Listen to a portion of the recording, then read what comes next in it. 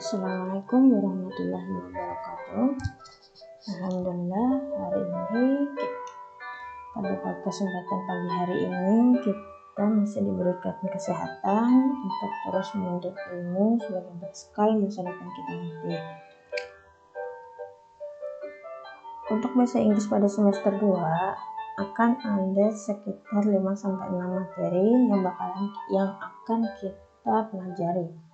Materi pertama yang akan kita pelajari adalah tentang social functional text, yaitu teks fungsi sosial tentang announcement atau yang biasa kalian pahami sebagai pengumuman. Nah, namanya pengumuman itu berarti kan memberitahukan informasi yang penting. Jadi di sini materi yang pertama adalah apa sih itu pengumuman? What is announcement? Nah, di sini ada contoh yaitu ladies and gentlemen, we will shortly be landing at Juanda International Airport in Surabaya. The local time now is 7:10 p.m. Surabaya time is 1 hour behind Makassar time. Please fasten your seatbelt. Put your seatbelt in the upright position. Lock the front cable securely and make sure that the window shield is up. Nah, dari contoh di atas, itu adalah sebuah pengumuman. Pertanyaan pertama adalah,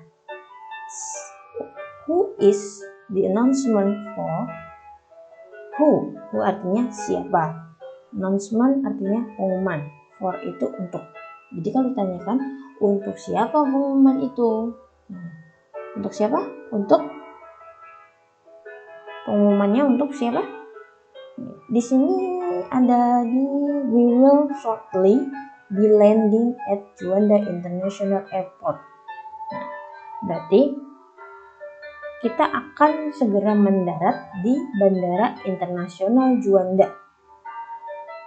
Jadi karena mendarat berarti artinya dia itu penumpang pesawat. Makanya jawabannya adalah passenger. Passenger itu penumpang. Tulisannya seperti ini. Cari saja sendiri nanti ya. Passenger gitu. Titik. Nah, yang kedua adalah untuk what is the announcement about? What artinya apa? Announcement artinya tadi pengumuman. About itu tentang. Jadi kalau diartikan itu pengumuman itu tentang apa sih? Gitu. Kalau yang pertama tadi untuk si passengers atau penumpang, yang kedua itu pengumuman itu tentang apa? Berarti di sini pada pengumuman di atas diketahui pengumuman itu tentang we will shortly be landing, tentang pendaratan di Bandara Juanda. Tulis saja landing gitu aja nggak apa-apa. Yang ketiga adalah where do you think you will hear that kind of announcement? Where itu di mana? You itu kamu. Think itu bisa perkiraan. Jadi di mana kamu kira-kira kamu mendengar jenis pengumuman itu?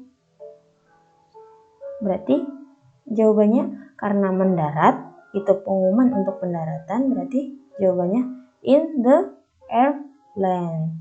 Jadi di dalam pesawat, bukan di luarnya. Di dalam pesawat. Pada saat pesawat mau landing atau mau turun, nah di situ biasanya akan ada pengumuman oleh entah kapten, entah pilotnya atau apa, memang ada pengumuman di situ. Jadi jawabannya itu in the airplane. Jadi contoh pengumuman ini adalah pengumuman, ya kan? Di mana pengumuman adalah merupakan salah satu jenis short function text yang berisi tentang pemberitahuan. Jadi pengumuman itu pas pemberitahuan, biasanya informasinya penting, dan namanya pengumuman itu jarang yang terlalu panjang. Karena apa? Fungsinya itu menginformasikan suatu hal. Nah, generic structure atau struktur umumnya ini cuma dua aja, title sama explanation. Title ini judul, explanation itu penjelasan. Karakteristiknya yang paling penting dalam sebuah pengumuman biasanya itu ada judul, ada waktu, ada tempat, ada narahubung, biasanya itu. Kalau contoh yang awal tadi, ada tempatnya, titelnya ada. Titelnya tidak ada sebenarnya, padahal itu titelnya tentang landing. Nah, waktunya shortly, akan segera. Place-nya di dalam pesawat.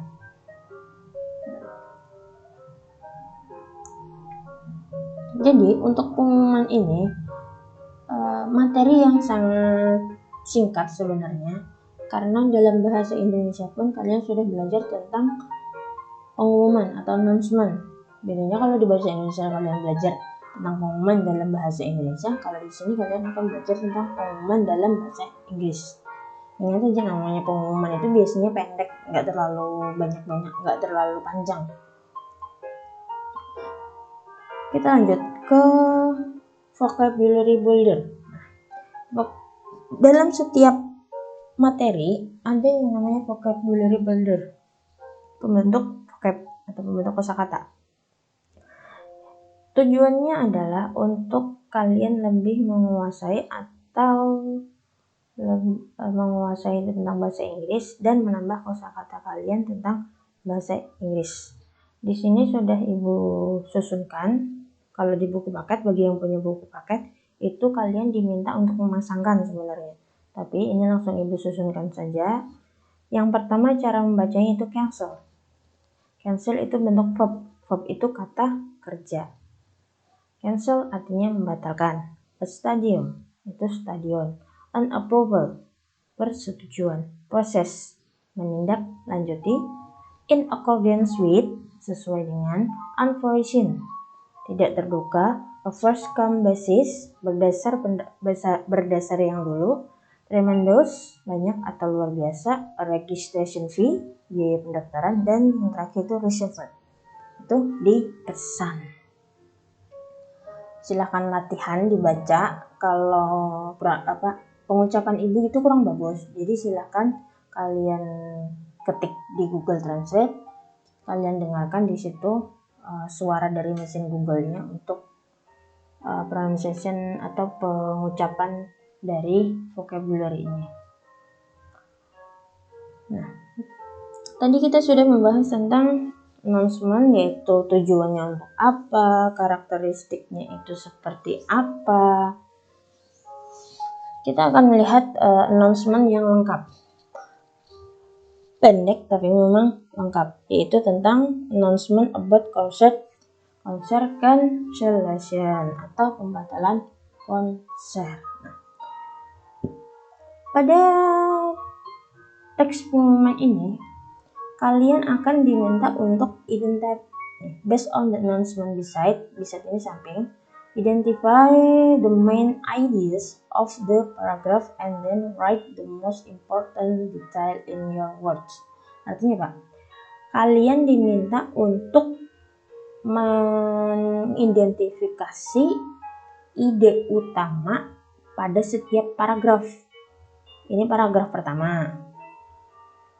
Ini paragraf kedua. Ini paragraf ketiga. Ini paragraf, tapi ini cuma bukan kalau dalam bahasa Indonesia tetap paragraf, tapi ini cuma nama. Jadi ada 3 paragraf. Kalian diminta untuk mengidentifikasi ide utama pada setiap paragraf.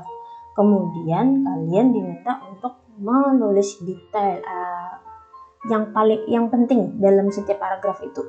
Jadi ada ide utama, terus ada informasi penting.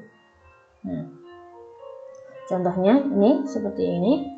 Paragraf 1 adalah tentang ide pertamanya itu the Flight and the Entertainment Management announced the cancellation of the concert.